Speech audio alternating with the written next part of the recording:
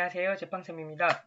오늘은 위에 1단원 땅끝 나이덕 시인의 땅끝에 대해서 공부를 좀 해보도록 하겠습니다. 항상 선생님이 말했던 것처럼 시는 시의 분석법에 따라서 가면 어떤 시든지 전부 다 해석이 가능하다고 예전에 말을 했던 것 같은데요. 오늘도 시의 분석 방법에 의해서 한번 전체적으로 시를 한번 분석해 보도록 합시다. 시의 분석법 중에 가장 첫 번째는 제목이죠.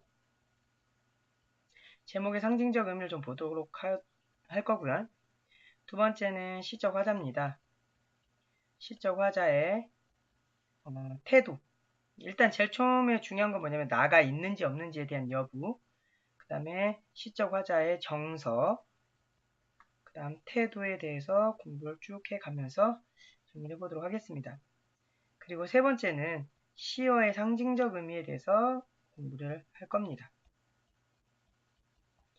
네, 미리 얘기를 해주고 가는 거예요. 그 다음에 네 번째는 시적 상황. 시적 상황은 그림을 통해서 그려보면 좀 더 이해가 빠릅니다. 네, 다섯 번째는 시의 특징을 조금 찾아보도록 하겠습니다.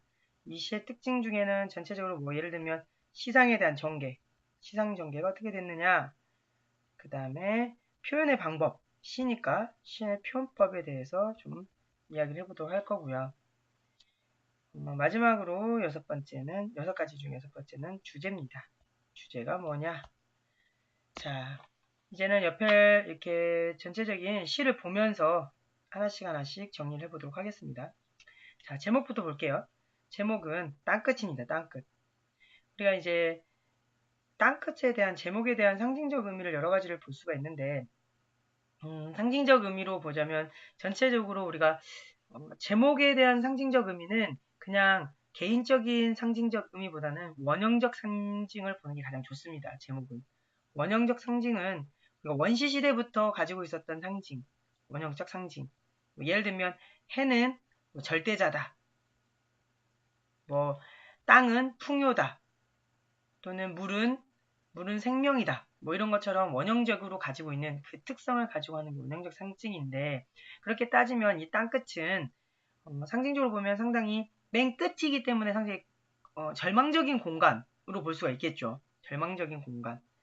그냥 언뜻 딱 보면 제목만 봐서는 약간 절망적 공간, 약간 부정적인 의미로 볼 수 있겠는데 내용을 좀 전체적으로 내용을 이제 따지고 보자면 상당히 절망적인 공간이긴 하지만 나중에 여기서 뭘 보냐면 희망을 보기 때문에 상당히 주제를 강조해주는 중의적인 표현이라고 또 볼 수 있습니다. 중의적 표현을 통해 뭘 끄집어내냐면 주제를 강조하고 있다. 이 시의 특징이라고 볼 수 있겠죠. 더 보도록 하겠습니다. 쭉. 자, 산 너머 고운 노을을 보려고 그네를 힘차게 차고 올라 발을 굴렀지. 노을은 끝내 어둠에 잡혀 먹혔지. 나를 태우고 나가 있네요. 나. 시적 화자죠. 그럼 시적 화자인 나가 있다는 건데 나는 어떤 정서나 어떤 느낌을 가지고 있는 사람이냐. 예를 들면 긍정이냐 부정이냐를 좀 따지고 보면 쉽게 생각할 수 있습니다. 그러면 이 시에서의 정서를 보자면 1년에서 나오는 정서 좀 볼게요. 나를 태우고 날았던 그네줄이 오랫동안 삐걱삐걱 돌고 있었어. 여기까지가 1년이네요. 자, 2년에서 하고 싶은 말은 뭐냐라 했더니 이제 시간이 흘러간다는 얘기죠. 나는 고운 노을, 노을은 노을인데 좋은 고운 노을이니까 긍정적인 표현이죠. 그래서 시적 상징 중에 긍정적 표현으로 보이는 고운 노을이 보인다는 점. 얘는 긍정적이겠죠. 상당히 이제 긍정이냐 부정이냐를 놓고서는 좀 따져보도록 하겠습니다. 고운 노을은 내가 가려고 하는 곳, 보려고 하는 곳이기 때문에 약간 꾸미고 이상적인 공간이 되겠죠. 그네를 힘차게 차고 올라. 그네는 내가 발로 찬 거기 때문에 나의 상황에서 이 꿈과 이상을 가기 위한 하나의 수단이 될 수 있겠죠. 그렇죠? 꿈과 이상으로 가려는 수단. 그래서 발로 힘차게 굴렀어. 근데 노을은 끝내 누구에게 잡혀 먹혔어요? 어둠에게 잡혀 먹혔죠. 그러니까 약간 노을에 비해서 어둠은 뭐다는 거야? 부정적인 이미지를 갖고 있는 거겠죠. 그래서 어둠은 말 그대로 나의 꿈을 좌절시키게 했어요. 나를 태우고 날았던 그네줄이 나를 태우고 날았던 이 그네줄. 그네줄이 오랫동안 삐걱삐걱 떨고 있었어. 삐걱삐걱 떨고 있었어. 이 표현 좀 기억해보자면 내가 삐걱삐걱 떨고 있는 것과 그네줄이 삐걱삐걱 떨고 있는 것이 좀 같은 의미로 보고 있죠. 떨고 있었다라는 표현. 그래서 이 표현의 방법들 중에 얘는 약간 내 감정을 대신해준다 해서 감정이입법이라고 보시면 되겠습니다. 나의 느낌, 내가 떨고 있는 것이 꼭 그네가 떨고 있는 거야. 내가 떨고 있으라고 직접적으로 얘기를 하진 않죠. 이련에서는 하고 싶은 말이 뭐냐라고 봤더니 이련에서는 나의 어린 시절을 좀 되돌아보고 있습니다. 회상이라고 표현하거든요. 어린 시절을 되돌아보고 있는 장면을 볼 수가 있습니다. 결론은 내가 꿈을 꿨는데 어둠을 통해서 뭐랬다? 좌절됐다. 좌절감이겠죠. 그러면 나의 정서는 1년에서 좌절했어요. 그리고 뭐 했나요? 실망하고 절망했죠. 왜 절망했나요? 가고 싶었는데 어둠이 나를 못 가게 막아버렸어요. 이어 볼게요. 그래서 얘기하죠. 과거에 어릴 때 나비를 쫓듯 또 나비는 또 누구와 같은 존재일까요? 나비. 고운 노을과 같은 존재겠죠. 왜? 내가 나비를 쫓아갔거든요. 쫓아갔다는 것은 이상향이거든요. 꿈이고 이상이에요. 그래서 결론은 고운 노을과 나비는 같은 의미라고 보시면 되겠습니다. 그 아름다움, 나비가 아름다웠대요. 그 아름다움에 취해서 그쵸? 어디까지 갔습니까? 땅끝까지 찾아갔다고 합니다. 근데 여기서의 땅끝은 좋은 공간이에요. 왜냐? 나비가 인도해 준 글이기 때문에 좋은 공간에, 이상적인 공간에, 좋은 곳에, 아름다운 곳에 말 그대로 이상적인 공간이기 때문에 긍정적인 공간이겠죠. 그건 아마도 끝이 아니었지 몰라. 끝이 아니었으니까. 그러나 살면서 몇 번은 땅끝에 서게 될지도 몰라. 여기에서 오는 땅끝, 절망이죠. 그리고 좌절이죠. 내가 살다 보니까 절망하고 좌절을 하게 되었다라는 거겠죠. 상당히 절망과 좌절하는 절박한 공간.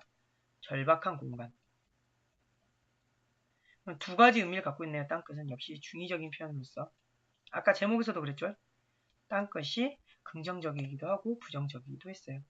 파도가 끊임없이 파도는 당연히 여기서 좋은 것과 나쁠 것과 안 좋은 거겠죠. 왜? 파도가 나를 자꾸 끊임없이 건드린대요. 왜? 땅끝이었는데 땅을 점점점 갉아먹으면서 오니까 나를 좀 더 어떻게 절박하고 좀 더 좌절하고 희망하고 또 안 좋은 곳으로 가게끔 하는 그런 존재이기 때문에 내가 뒷걸음질 치려고 했죠. 본능이죠, 본능. 왜 뒷걸음질 치려고 할까요? 삶에 대한 애착 때문에 내가 살고 싶어서. 삶에 대한 애착. 뒷걸음질을 치게 되었다. 뒷걸음질은 긍정이나 부정에 들어가진 않겠지만요. 파도가 시련이겠죠. 나에겐 시련이더라. 이해하셨나요? 그러면 이 연에서는 어떤 얘기를 하고 있을까요? 했더니 내가 힘겨운 삶을 사는데 힘겨운 삶을 살았다.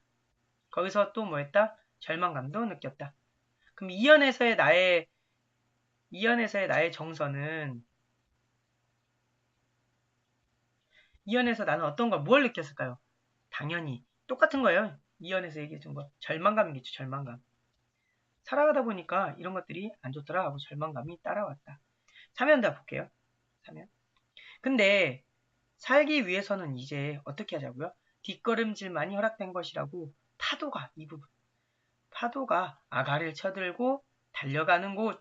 파도가 아가리를 쳐들고 달려갔대요. 파도가 아가리를 쳐들고 달려간다. 화류법입니다. 화류법. 무슨 말이냐면 의인법과 화류법을 잘 구별해야 되는데 의인법은 사람의 인격을 갖고 있는 것들. 예를 들어 사람만 할 수 있는 것. 웃음 짓는다, 손짓한다, 비웃는다, 운다 이런 표현들은 전부 다 의인법이고요. 화류법은 그냥 무생물이 생물인 것처럼 하는 거예요. 움직이기만 하면 돼요. 그래서 파도가 아가리를 쳐들었다라는 표현이니까 쳐들어 올렸다는 거죠. 그렇죠? 그래서 화류법이 사용되었다는 점, 상당히 감각적 표현이 사용됐다는 점 보시면 될 것 같고요. 그래서 찾아 나섰어. 끝끝내 발 디디며 서 있는 땅의 끝, 땅끝이래요. 땅끝. 여기서 아까 또 말한 같은 땅끝이죠. 그런데 이상하기도 하지. 여기서 갑자기 중요해지죠. 위에는 절망을 얘기했는데 갑자기 시상을 전개해버립니다. 시상 전환을 해버려요. 바꿔버려요. 어떻게? 그 위태로움 속에서도 아름다움이 스며 있다. 위태로움 속에서의 아름다움. 이것이 곧 뭐다? 희망으로 생각하는 거죠. 땅끝은 늘 젖어 있다는 것이 늘 젖어 있다. 항상 준비가 되어 있다. 뭐에 대한 준비? 희망에 대한 준비가 되어 있다. 그걸 보려고 그걸 보기 위해서 나는 뭐하고요? 몇 번이고 땅끝에 올라선다. 왜? 희망을 가지려고. 재밌죠? 그래서 이 부분이 위태로움 속에서도 아름다움이 스며 있다는 것. 이 부분. 위태로운데 어떻게 아름다웠습니까? 아니 위태로운데 그게 왜 아름다워? 역설이죠, 역설. 모순이죠. 역설법은 곧 모순입니다. 그래서 시의 특징 중에 여기서는 표현법 중에 역설법도 들어갔다는 점. 그리고 아까 앞에서 우리 이 부분 있죠. 삐걱삐걱 떨고 있었어. 이 부분도 화류법에 들어갑니다. 삐걱삐걱 운다라는 표현을 통해서 떨고 있다는 표현을 통해서 떨고 있는 건 강아지들도 떨고 있습니다. 사람만 떠는 게 아니에요. 그래서 화류법은 2개 들어갔다는 거. 그 다음에 감정이입도 들어갔다는 거. 아까 말했던 감정이입법. 그 다음에 시상의 전개는 그럼 어떻게 됐냐? 뒤에서부터 현재까지. 지금 여기가 현재예요. 사연에서는 현재. 현재 나는 뭘 하겠냐? 절망 속에서 뭘 했다? 절망의 끝에서 뭘 찾았다는 거야? 희망을 찾았다는 얘기죠. 삶의 희망을 찾았다. 그래서 시상 전개는 과거에서 현재로 넘어오는 시상의 전개를 펼치고 있다더라.